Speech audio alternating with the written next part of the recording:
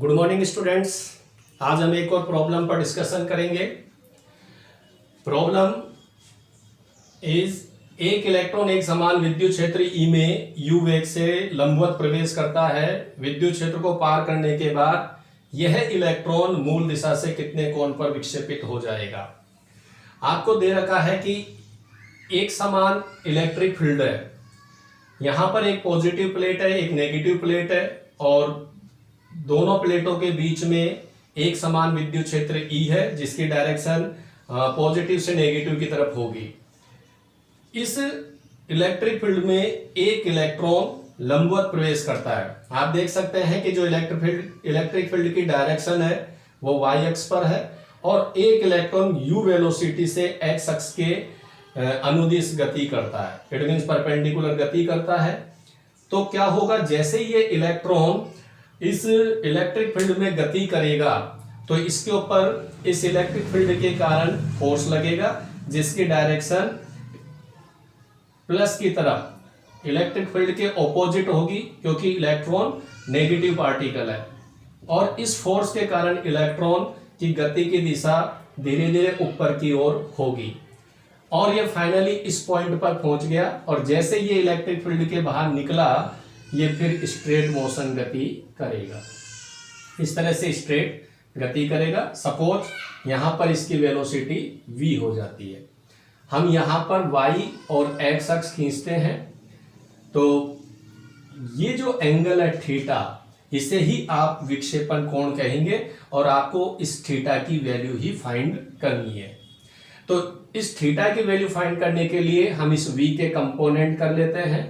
पहला कंपोनेंट आपका Vx हो जाएगा और दूसरा कंपोनेंट Vy हो जाएगा। और जैसा हम जानते हैं कि इस Vx की वैल्यू V cos थीटा होगी, जिसके साथ थीटा बनता है उसके साथ cos थीटा कंपोनेंट आएगा और Vy की वैल्यू V sin थीटा होगी। Equation 2 divide by equation 1, Vy upon Vx equal to sine v से v कैंसिल साइन बटे cos tan theta and value of theta equal to tan inverse Vy upon Vx। Equation number 3। अब हमें केवल Vx और Vy की value find करनी है, लेकिन हमें ये सबसे पहले चेक करना पड़ेगा कि कितने समय के बाद जो इलेक्ट्रॉन का वेग है u से v हो जाएगा। हमें टाइम निकालना पड़ेगा। आप ये कह सकते हैं कि a से b पॉइंट तक पहुंचने में कितना टाइम लगे। तो इसको ज्ञात करने के लिए हम इस वेलोसिटी u के भी कंपोनेंट्स करेंगे।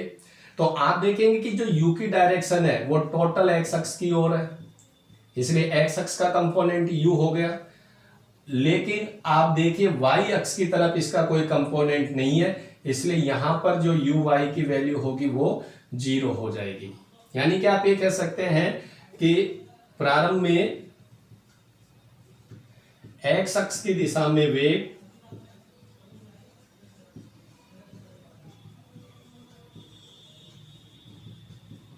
u होगा और y का वेग आपका 0 होगा। ठीक है। एक चीज और आप नोटिस कीजिए कि जो फोर्स की डायरेक्शन है वो y अक्ष पर है, इसलिए x अक्ष की तरफ कोई बल नहीं लगेगा। इसलिए आप ये कह सकते हैं कि जो x अक्ष का वेग है वो नियत रहेगा। क्यों? क्योंकि वहां पर कोई बल नहीं लग रहा है। तो अब आप क्या करेंगे, x अक्ष के वेग से आप टाइम निकाल लेंगे। तो टाइम का formula, time equal to distance. तो प्लेट का डिस्टेंस कितना है, l।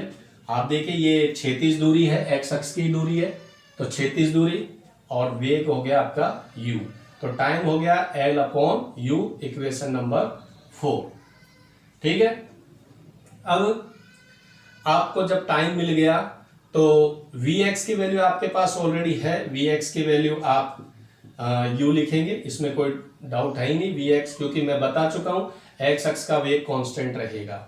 Vy का वेग निकालने के लिए आप गति की समीकरण यूज करेंगे, क्योंकि ये एक समान विद्युत क्षेत्र है इसलिए इसमें जो बल लगेगा वो नियत होगा और बल नियत होने के कारण त्वरण भी नियत होगा और नियत त्वरण के लिए आप गति की समीकरण का यूज कर सकते हैं।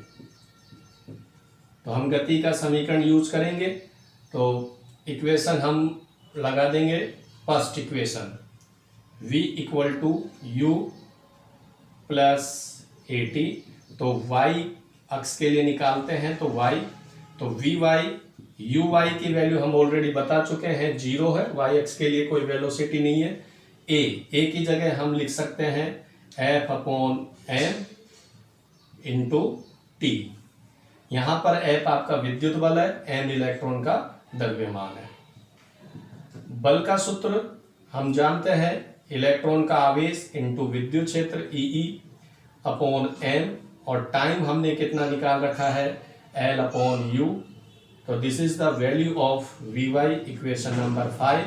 अब आप इक्वेशन नंबर 3 में वी वाई और वी एक्स की वैल्यू पुट कर दीजिए in equation 3। Theta equal to tan inverse value of V Y E L upon M U, and value of V X जो हम ऑलरेडी क्लियर कर चुके हैं कि यू ही आएगा, तो 1 upon U. So theta equal to tan inverse E L upon M U square. This is your final answer. ठीक है, तो इस तरह से आपने इसे एक प्रक्षेप्य गति जैसा क्वेश्चन है जिसको आपने सोल्व किया। Thank you.